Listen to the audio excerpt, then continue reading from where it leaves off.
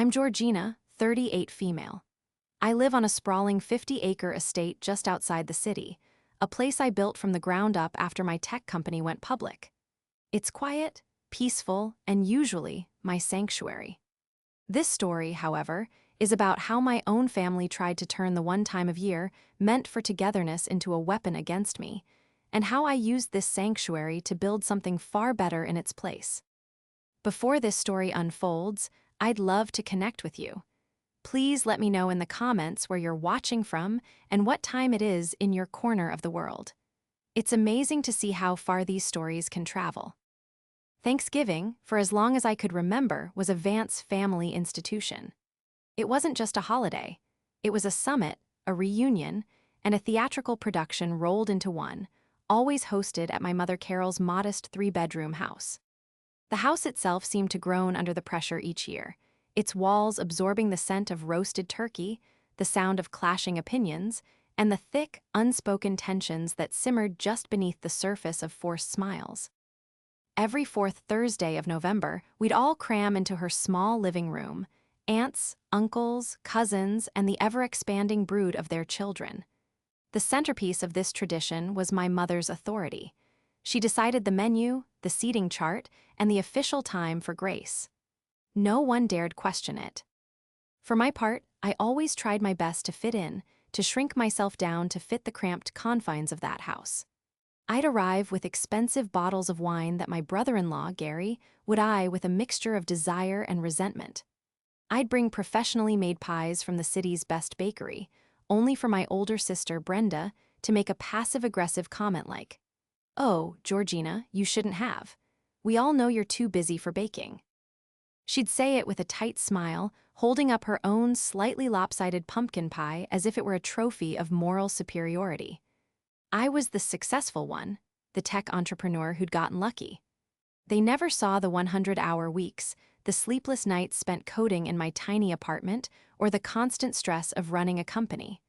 They only saw the result, the sprawling estate, the nice car, the freedom my money afforded me. And for Brenda, in particular, my success seemed to be a personal insult. This year, the preliminary signals of trouble started earlier than usual. Normally, the Thanksgiving group chat would spring to life in late October. My mother would post the first message, a cheerful but firm declaration of the date and time, followed by Brenda organizing the potluck assignments. Brenda always assigned me something simple and non-essential, like dinner rolls or a cranberry sauce that would sit next to the homemade version she insisted on making. It was a small but consistent way of reminding me that my contribution, like my presence, was tolerated but not integral. But as October bled into November, my phone remained silent. No group chat, no cheerful declaration from Mom. A strange quiet had settled over the family's communication lines, at least the ones I was on. I tried to brush it off. Maybe Mom was just busy. Maybe Brenda was overwhelmed with her kids' school activities. But a knot of anxiety began to form in my stomach. Our family dynamic was built on a fragile foundation of routine. Any deviation felt less like a simple change and more like a tremor before an earthquake. I decided to make the first move. I called my mother one Tuesday afternoon, the sky outside my home office window a crisp, clear blue. "Hey, Mom," I said, keeping my tone light. "Just calling to check in. I was thinking about Thanksgiving and realized I hadn't heard anything. Is everything okay?" The pause on her end was just a second too long. "Oh, Georgina, honey, yes, everything is fine, just been a bit hectic, you know." Her voice was unnaturally high-pitched. "We're still figuring things out. Brenda's been helping me, we'll let you know." It was the most vague, non-committal answer she had ever given me about the holiday. "We'll let you know" wasn't how my mother operated. She dictated, she didn't deliberate. I pressed gently. "Okay, well, just let me know what I should bring." "I can grab those pies from that place you like, or I can—" She cut me off. "Don't you worry about a thing, sweetie. We've got it covered. I'll call you soon." And before I could ask another question, she'd made an excuse about something burning on the stove and hung up. The call left me with a cold, sinking feeling. Something was wrong. My assistant Liam, a sharp and perceptive young man who knew more about my family's dynamics than any assistant should have to, walked in with a tablet. He must have seen the look on my face. Everything all right, Georgina? He asked, his usual professional demeanor softening with concern. I forced a smile. Just family stuff, you know how it is. He nodded, though his eye suggested he knew it was more than that. Liam had been with me for 3 years, and he'd witnessed Brenda's thinly veiled barbs and my mother's casual favoritism firsthand. He was the one who had to field Brenda's calls when she wanted to borrow money, and he was the one who had to politely decline my mother's hints that I should pay for a new roof on her house. Over the next week, the silence from my family grew louder. I sent a text to Brenda, asking if she needed any help with planning. The message was marked as read, but no reply ever came. I saw on social media that my cousins were posting about their travel plans to come to town for the holiday, tagging Brenda and my mother. They were discussing recipes and sharing old family photos. It was all happening, just without me. The feeling of being on the outside looking in was palpable. It felt like being the last kid picked for a team in gym class, a sting I hadn't felt since I was 10 years old. But this was worse. This wasn't a game, this was my family. The cloud of doubt that had been hovering over me began to darken, preparing to release a storm I wasn't sure I was ready for. The question was no longer if something was wrong, but what they were hiding. And why was I the only one being kept in the dark? The call finally came 2 weeks before Thanksgiving. I was in the middle of a board meeting, presenting quarterly earnings via video conference. My phone, which I always kept on silent during meetings, buzzed insistently on the polished surface of my mahogany desk. It was my mother. Seeing her name flash on the screen, I felt a flicker of hope extinguish the dread that had been smoldering for weeks. Maybe this was it. Maybe this was the call with my potluck assignment and a cheerful apology for the delay. I quickly wrapped up my presentation, handed the meeting over to my COO, and stepped into the quiet of the adjoining lounge, the city skyline sprawling behind the floor-to-ceiling glass. I took a deep breath and answered, "Hi, Mom." "Georgina, honey, do you have a minute?" Her voice was saccharine sweet, a tone she typically reserved for when she was about to ask for a significant favor or deliver bad news she wanted to soften. Instantly, my guard went up. "I'm a little busy, but I can talk. What's up?" I tried to sound casual, leaning against the window frame and watching the tiny cars move like ants on the streets below. "Well, sweetie," she began, drawing out the word. "Brenda and I were talking, and we've decided to do something a little different for Thanksgiving this year." I waited, my heart starting to beat a little faster. "Different how?" "We're just going to have a really small, quiet day, just the core family." I could almost hear Brenda's voice coaching her in the background. My mind raced. Core family? I was her daughter. "What do you mean, core family?" I asked, my voice dangerously calm. "Oh, you know," she stammered, the practiced sweetness beginning to crack. "Just me, Brenda, Gary, and the kids. We just feel like it's gotten so big and overwhelming over the years. We want to get back to basics. Less stress, you know." The excuse was so thin, it was transparent.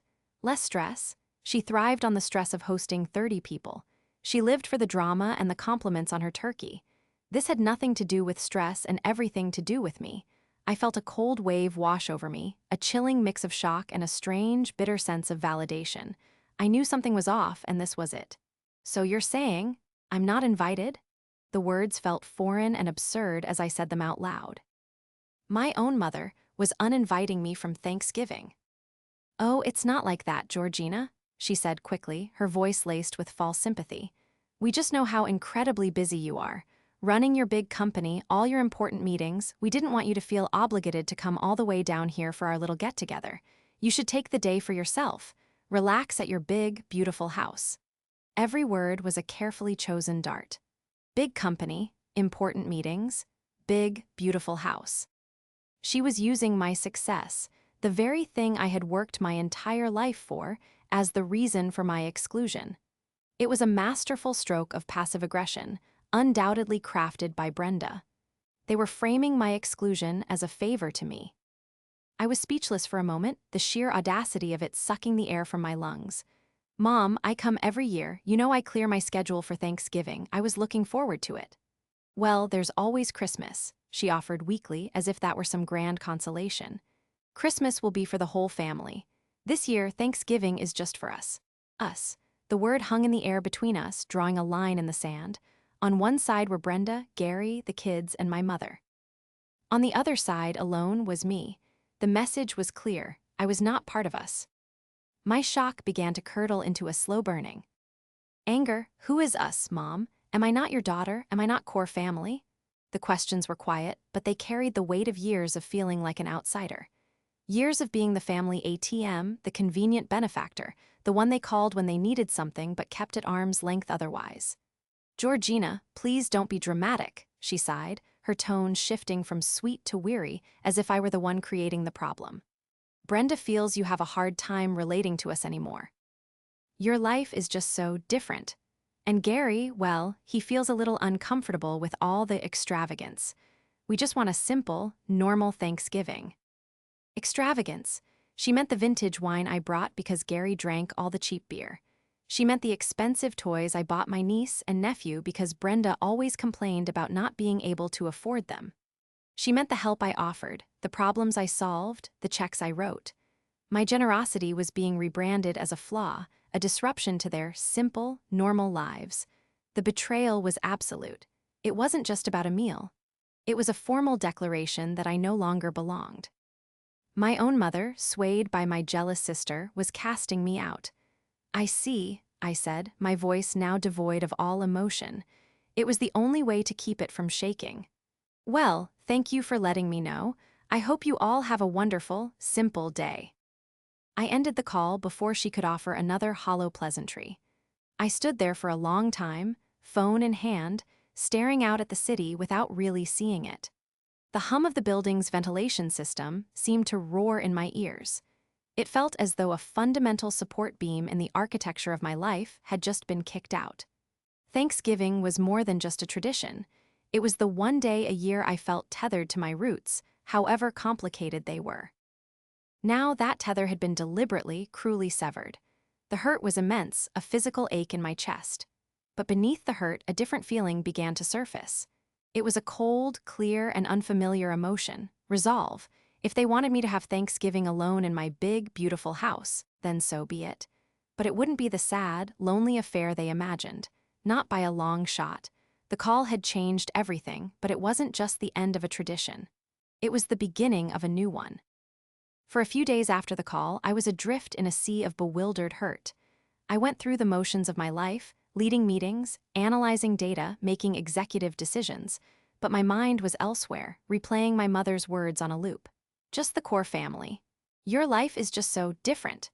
The phrases echoed in the quiet moments, a constant reminder of the door that had been slammed in my face. Part of me wanted to call back, to argue, to plead my case. But the other, more rational part of me knew it would be useless. This wasn't a misunderstanding. It was a decision. A calculated move orchestrated by my sister, Brenda, and sanctioned by my mother. The turning point from passive sorrow to active curiosity came unexpectedly. My cousin, Sarah, a sweet girl in her early 20s who had always been more of a neutral party in our family's cold wars, sent me a message on social media. Hey Georgina, so excited for Thanksgiving. Are you bringing that amazing pecan pie from DeLuca's bakery again this year?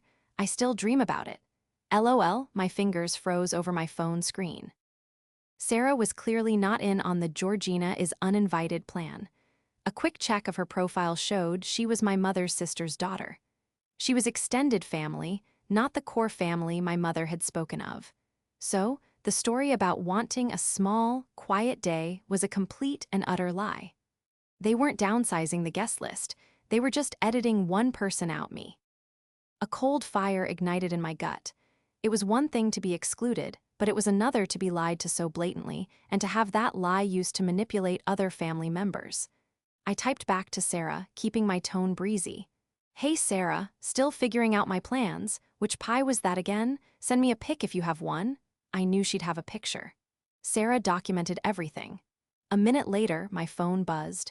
It was a photo from last year's Thanksgiving. There, in the background of a shot of the dessert table, was my pie, and next to it, a group of my cousins, all smiling. The caption Sarah had sent with it read, "This one, from the Vance Family Thanksgiving Crew Group?" My blood ran cold. Vance Family Thanksgiving Crew? I wasn't in any group with that name. My fingers moved with a new sense of purpose. I opened up Facebook and typed the name into the search bar, and there it was, a private group. The banner image was a cheerful autumnal photo of pumpkins and leaves. The member count was 32. I scrolled through the list of visible members. My mom, Brenda, Gary, all my aunts, uncles, and cousins were there. Everyone except me. The group's description read, "Coordinating our annual Turkey Day feast. Let's make this year the best one yet. A special thanks to Brenda for organizing."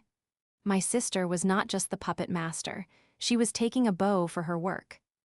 I felt a surge of adrenaline, the kind I usually got before a major product launch. My mind, trained to solve complex problems and find patterns in data, kicked into high gear. I needed to see what was inside that group. I needed to understand the full scope of this betrayal. Pleading with Sarah to add me was out of the question. It would put her in an impossible position and alert the others. I needed another way in.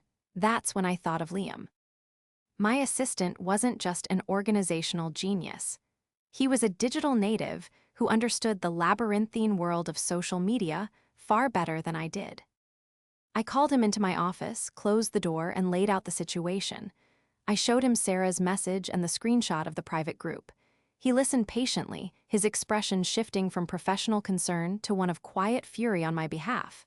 "They made a secret group to plan Thanksgiving without you?" he asked, his disbelief evident. "And lied to your face about it." I nodded, the knot in my stomach tightening. "The small, quiet day is apparently for 32 people, Liam." 32 people who aren't me? "What do you need?" he asked, his voice firm. There was no judgment, only loyalty. "I need to know what's being said in there," I replied. "I need to understand why." Liam was a man of discreet talents. He knew a thing or two about digital security and online privacy, skills he'd picked up from a previous job at a cybersecurity firm. He explained that hacking the group was illegal and out of the question, but there might be other ways. He asked me about my extended family, specifically about anyone who might be sympathetic but not confrontational. My mind immediately went to my Uncle Robert, my dad's younger brother. He was a kind, quiet man who had always been fond of me, but he hated family drama and avoided it at all costs. He was also notoriously bad with technology. "My Uncle Robert," I said. "He's in the group, but he barely knows how to use his smartphone. Brenda probably had to add him herself." Liam's eyes lit up. "That might be our way in," he said. He spent the next hour walking me through a careful, multi-step process. It wasn't about hacking, it was about social engineering, executed with the utmost care. The plan was simple. I would call Uncle Robert under the guise of helping him with a general phone problem, a common occurrence. During the call, I would guide him to his settings and, with his permission, have him grant me remote access to his phone for a few minutes to fix the issue. It felt sneaky, but my need for the truth overrode any hesitation. This wasn't about spying on my family for sport. It was about uncovering the reasons behind their painful and deliberate deception. I made the call that evening. Uncle Robert was, as expected, delighted to hear from me and more than happy to have my help with his phone, which he said had been acting sluggish. With my heart pounding in my chest, I guided him through the steps Liam had outlined. For 5 minutes I had access. It was all I needed. I navigated to his Facebook app, found the Vance Family Thanksgiving Crew group, and began to read. My breath caught in my throat. It was worse than I had ever imagined. With remote access to my Uncle Robert's phone, I had a 5-minute window into the secret world my family had built without me. My hands were shaking slightly as I navigated to the group page. The feed was a flurry of cheerful, mundane holiday planning. Aunt Carol was asking about gluten-free stuffing recipes. A cousin was organizing a touch football game. On the surface, it was perfectly normal. But as I scrolled deeper, I started to see the threads of the narrative Brenda had been weaving. It was a tapestry of subtle digs, misleading statements, and outright lies, all designed to paint me as an arrogant, out-of-touch outsider who was better off excluded. One post from Brenda, dated 3 weeks ago, stood out. It was a long, rambling message that began innocently enough, talking about the spirit of family. But then it took a sharp turn. I know we all love Georgina, she wrote, the false magnanimity dripping from every word, but I think we need to be honest with ourselves. Her life is on a different planet from ours now. When she comes, it feels less like a family gathering and more like a corporate charity event. She talks about her business, her travels, her investments, and it makes people uncomfortable. Gary and I were talking, and we just want one day where we can all relax and be ourselves without feeling like we're poor country cousins visiting royalty. The comments below the post were a cascade of agreement. You're so right, Brenda.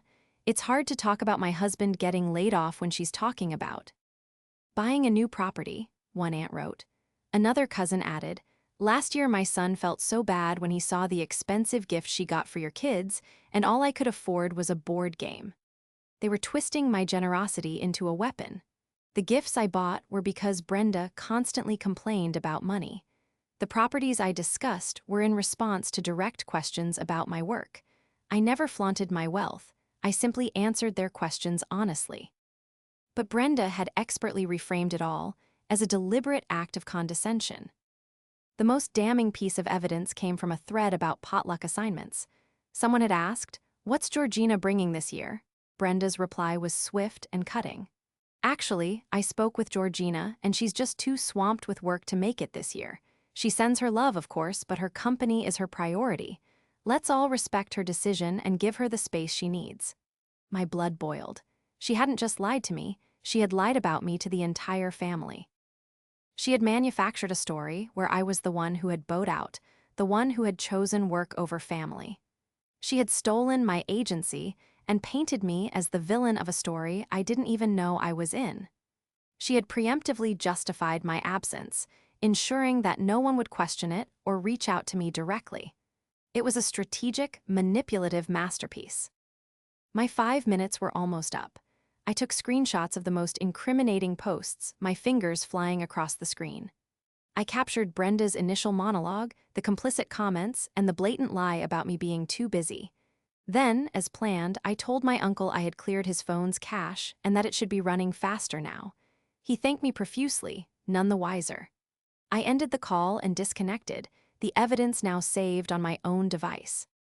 I slumped back in my chair, the screen grabs glowing on my monitor. The hurt I had felt before was now replaced by a glacial rage. This wasn't a simple case of family jealousy. This was a character assassination. Brenda had systematically poisoned the well, turning my own family against me with a carefully crafted campaign of misinformation. And my mother had let her. In fact, in the comments, my mother had been Brenda's biggest cheerleader. "You are so thoughtful, honey," she had written under Brenda's post. "Family is what's most important." I forwarded the screenshots to Liam with a simple message. "Here's what I found." A few minutes later, he appeared at my office door, his face grim. He didn't need to say anything. The pictures spoke for themselves. "This is," he started, then trailed off, shaking his head. "This is a coordinated effort, Georgina. She's been laying the groundwork for this for months, maybe years." He was right. Looking back, I could see the pattern. The little comments, the backhanded compliments, the way she would subtly isolate me at gatherings. It had all been leading to this. "What do you want to do?" Liam asked, his voice steady. His loyalty was a small comfort in the swirling vortex of my anger and disillusionment. I stared at the image of Brenda's post, her smiling profile picture next to the toxic words she had written. For a moment, I considered the nuclear option, sending the screenshots to everyone, exposing the lies in a blaze of digital glory. But what would that accomplish? It would just create more drama, more arguments, and force people to take sides. It would be playing their game, descending to their level. No, I wasn't going to fight fire with fire. I was going to fight it with ice. I wasn't going to blow up their Thanksgiving. I was going to build a better one. An event so filled with warmth, generosity, and genuine gratitude that it would make their small, bitter gathering seem like the pathetic affair it truly was. "Liam," I said, a new, steely resolve in my voice as I looked up from my desk. "Clear my schedule for the next 2 weeks, and get me the number for that catering company, Gourmet Gatherings, the one that handles the mayor's charity balls." Liam's eyebrows shot up. "What are you planning?" he asked, a slow smile spreading across his face. They wanted me to spend Thanksgiving alone in my big, beautiful house, I said, a hint of a smile touching my own lips for the first time in days. So that's exactly what I'm going to do, but I'm not going to be alone. The investigation was over. The plan was just beginning. My estate, which my family saw as a symbol of my distance from them, was about to become the stage for my response. It wasn't going to be a petty revenge, but a grand statement. A statement about what family and gratitude truly mean. My plan was simple in concept but massive in execution. I would host a Thanksgiving dinner for people who, like me, had nowhere else to go. People who had been excluded, forgotten, or were simply alone. I would create an event so memorable and heartwarming that the story of it would inevitably act to my family, not as an attack, but as a testament to a spirit of generosity they had accused me of lacking. The first person I called was Sarah, the director of a local women's shelter I had supported for years. The shelter, Haven House, provided refuge for single mothers and their children who were escaping difficult situations. I explained to her that I wanted to host a full Thanksgiving dinner at my home for all the residents and staff, about 15 women and 17 children in total. Sarah was momentarily speechless. "Georgina, are you serious?" she asked, her voice thick with emotion. That would be incredible. Most of them were expecting to have a microwave dinner in the common room. This would be a dream come true for these kids. Her immediate, heartfelt gratitude was a balm to my wounded spirit. This was already more rewarding than any Thanksgiving I had spent listening to my family's passive-aggressive chatter. We had our guest list, 32 people, the exact number of people in my family's secret Facebook group. The symmetry was too perfect to ignore. With the guests confirmed, Liam and I went into what we called launch mode.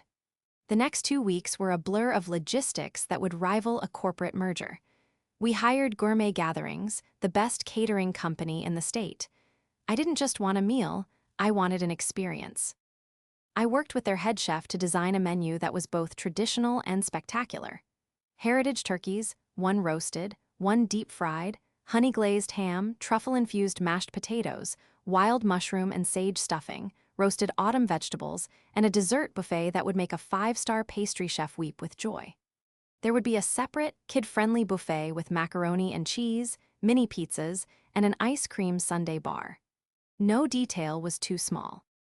Next came the atmosphere. My house was beautiful, but it was a home, not an event venue. I hired a team of decorators. They strung thousands of twinkling fairy lights through the trees lining the long driveway. They filled the grand foyer and dining hall with autumnal flower arrangements, scented candles, and rustic, elegant decorations. We set up long, beautifully adorned tables in the main hall with personalized place cards for every guest. Outside, on the heated patio, we arranged a hot cider and cocoa station with a fire pit for roasting marshmallows. For the children, I converted my home theater into a kid's paradise. We brought in a bounce house for the lawn, hired a magician, a face painter, and set up craft tables where they could make Thanksgiving-themed art. This wasn't just dinner, it was a festival. Liam, ever the pragmatist, gently questioned the scale of it all one afternoon as we reviewed the spiraling budget. "Are you sure about this, Georgina?" he asked, looking at the invoice for the live string quartet I had hired to play during dinner. "This is a lot." I looked at him and smiled. "Brenda said my life was an extravagance. She has no idea. This isn't about the money, Liam. It's about the message. My family thinks my wealth has made me cold and unrelatable. I'm going to use that wealth to create the warmest, most welcoming day imaginable." I also made another crucial decision. I hired a professional photographer and videographer, instructing them to capture the joy of the day. Their job wasn't to focus on me, but on the guests. I wanted to document the smiles on the children's faces, the laughter of the mothers, the sense of community. The resulting photos and video would be my quiet, elegant rebuttal to Brenda's lies. As the day approached, my anger toward my family began to fade, replaced by a profound sense of purpose. I met with Sarah and the staff from Haven House to finalize the transportation and logistics, ensuring every mother and child would have a comfortable and stress-free journey to and from my estate. I learned their names, their children's ages, and some of their stories. These women were fighters, survivors who were building new lives for their families against incredible odds. Their strength and resilience were humbling. To be able to give them one perfect day of peace and happiness felt like the most meaningful thing I had ever done with my money. The day before Thanksgiving, as the final preparations were underway, I stood on the balcony overlooking the grounds. The catering trucks were arriving, the decorators were putting the finishing touches on the tables, and the sound of the string quartet tuning their instruments drifted up from the hall. It was a world away from the cramped, tense atmosphere of my mother's house. There was no obligation here, no forced smiles, no simmering resentments. There was only the anticipation of shared joy. My family had tried to leave me alone, to isolate me in what they perceived as my cold, empty mansion. They had no idea that they had given me the greatest gift of all, the freedom to create a new tradition, to define for myself what family and gratitude really mean. The feast was ready. The stage was set. And I was, for the first time in a long time, genuinely looking forward to Thanksgiving. Thanksgiving morning dawned bright and cold. I was up with the sun, a nervous energy thrumming through me. The house was already bustling with quiet, efficient activity as the catering staff began their preparations. The air smelled of cinnamon, roasting turkey, and fresh flowers. By noon, the first bus from Haven House arrived. I stood at my front door to greet every single person as they stepped inside. The looks on the children's faces as they saw the decorations, the bounce house, and the magician were worth every penny. The mothers, many of them looking overwhelmed, thanked me with tears in their eyes. For them, this was more than a meal. It was a day of being seen, valued, and cared for. The day was everything I had hoped for and more. It was filled with laughter, not the strained, polite laughter of my family gatherings, but deep, genuine belly laughs from children chasing each other across the lawn. The magician was a huge hit, and the face painter turned little cheeks into canvases of tigers and butterflies. The mothers relaxed, chatting with each other, sipping hot cider, and watching their children play with a rare sense of peace. There was no tension, no judgment. Just a shared sense of community and gratitude. We all sat down for dinner in the grand hall, the string quartet playing softly in the background. I sat not at the head of a table, but in the middle of one, between a young mother named Maria and her giggling 5-year-old daughter. We talked about our lives, our hopes, and our favorite foods. It was the most connected I had ever felt at a Thanksgiving dinner. As the dessert buffet was being served, the photographer discreetly showed me a few shots on his camera. They were beautiful, candid, joyful, and full of life. He had captured the exact spirit of the day. I asked him to upload one particular photo to my public social media profile, a wide shot of the dining hall, showing all the tables filled with my smiling guests, the stunning decorations, and the feast laid out before them. I added a simple, heartfelt caption, feeling overwhelmingly grateful today to share my home and my Thanksgiving with the incredible women and children of Haven House. Their strength is an inspiration. Wishing everyone a day filled with warmth, community, and joy. Thanksgiving gratitude chosen family. I hit post and didn't think about it again, returning to a conversation about the merits of pumpkin versus apple pie. It was about an hour later, as dusk was settling outside, that Liam approached me, a troubled look on his face. He held his phone out to me. "You have a situation at the front gate," he said quietly. I looked at his screen. It was a live feed from the security camera at the main entrance to my property, nearly a mile down the long, wooded driveway. A familiar, beat-up sedan was parked there. My brother-in-law Gary's car. Standing outside it, huddled together in the cold, were Gary, my sister Brenda, and my mother, Carol. My heart hammered in my chest. They had seen the post. Of course they had. Some cousin must have seen it and sent it to them immediately. My security chief's voice crackled through Liam's phone. "Ma'am, there are 3 people at the gate. They say they're your family. They're demanding to be let in." A wave of emotions washed over me, anger, anxiety, but also a strange sense of vindication. They had come, just as I suspected they might. "Patch them through to the intercom in my office," I said to Liam, my voice steady. "I'll handle this." I excused myself from the table, my heart pounding, and walked to the quiet sanctuary of my office. On the large monitor on my wall, I brought up the security feed. I could see them clearly under the soft glow of the gate lamp. Brenda looked furious, her arms crossed tightly. My mother just looked cold and bewildered. I pressed the button on the intercom. "This is Georgina." Brenda's sharp voice shot back instantly.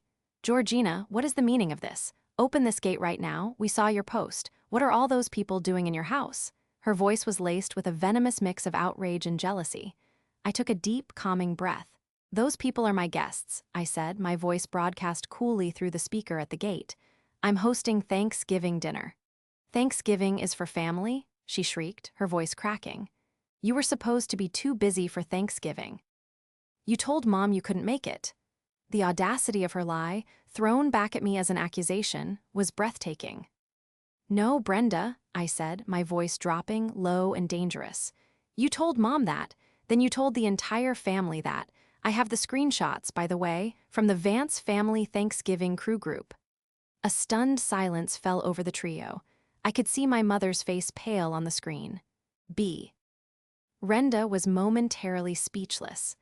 "I know you uninvited me because you thought my life was too extravagant and made you uncomfortable," I continued, quoting her own words back to her. "You wanted a simple, small Thanksgiving without me, so I decided to have one of my own." My mother finally spoke, her voice trembling. "Georgina, honey, this is all a misunderstanding. Please just let us in. It's cold out here. We can talk about this." "There's nothing to talk about, Mom," I replied, my voice softening with a sad finality.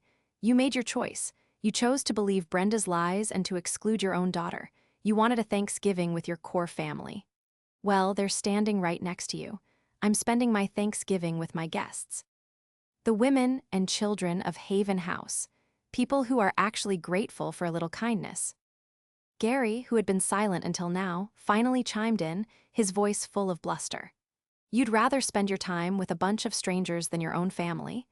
These strangers have shown me more warmth and decency in a few hours than you three have shown me in years," I retorted. "This is my home, and these are my guests. You are not welcome here. I suggest you go back to your own, simple Thanksgiving." I watched as Brenda's face contorted with rage. She screamed something incoherent at the camera, but I had already cut the connection. I turned away from the monitor, my hands trembling but my resolve firm. The confrontation was over. I had stood my ground, spoken my truth, and protected the peaceful sanctuary I had created. I walked out of my office and back to the party, the sound of children's laughter washing away the last vestiges of their poison. The rest of the evening passed in a blur of warmth and happiness. As the mothers from Haven House gathered their sleepy, smiling children to board the bus back to the shelter, each one stopped to give me a hug. "Thank you, Georgina," Maria, the woman I'd sat with, said, her eyes shining. "You didn't just give us a meal. You gave us a memory my daughter and I will cherish forever. You made us feel like family." Her words resonated deep within me. Family, it wasn't about blood or obligation. It was about showing up for people, about creating a space of safety and love. As the bus pulled away down the long, tree-lined drive, I stood on the steps of my home and felt a sense of peace I hadn't realized I'd been missing. The fallout from my Thanksgiving feast began the very next day. My phone, which had been blissfully silent for weeks, started buzzing incessantly. The first call was from my cousin Sarah. "Georgina, oh my gosh," she began. "I am so sorry. I saw your post, and then my mom told me what Brenda and your mom did. I had no idea. They told us all you were too busy with work. That is just awful." Her apology was genuine, and it was the first of many. It turned out that my social media post had acted as a grenade, blowing apart Brenda's carefully constructed narrative. Family members who had blindly accepted her story were now seeing the truth. The screenshots I had mentioned during the intercom confrontation were a threat I never intended to follow through on, but the mere mention of them was enough. People started asking questions. Uncle Robert called, horrified that his Facebook account had been the unwitting window to the truth. "I can't believe she would lie like that, Georgina," he said, his voice full of disappointment. Over the next few days, the family fractured. A clear line was drawn between those who were appalled by Brenda's deception and those who tried to defend her. The defenders were few. My mother, caught between her two daughters, attempted a half-hearted apology via text message. "I'm sorry your feelings were hurt, but Brenda was just trying to protect our family traditions." I didn't reply. It wasn't a real apology. It was an attempt to manage the fallout. Brenda, predictably, went on the offensive. She sent me a long, vitriolic email accusing me of trying to humiliate her, of flaunting my wealth, and of turning the family against her. She painted herself as the victim, a protector of humble family values against my corporate arrogance. I read the first few lines, then deleted it without finishing. I was done engaging with her toxicity. Her words had no more power over me. The true aftermath, however, wasn't about the family drama. It was about the new beginning that had been sparked. A week after Thanksgiving, I received a package.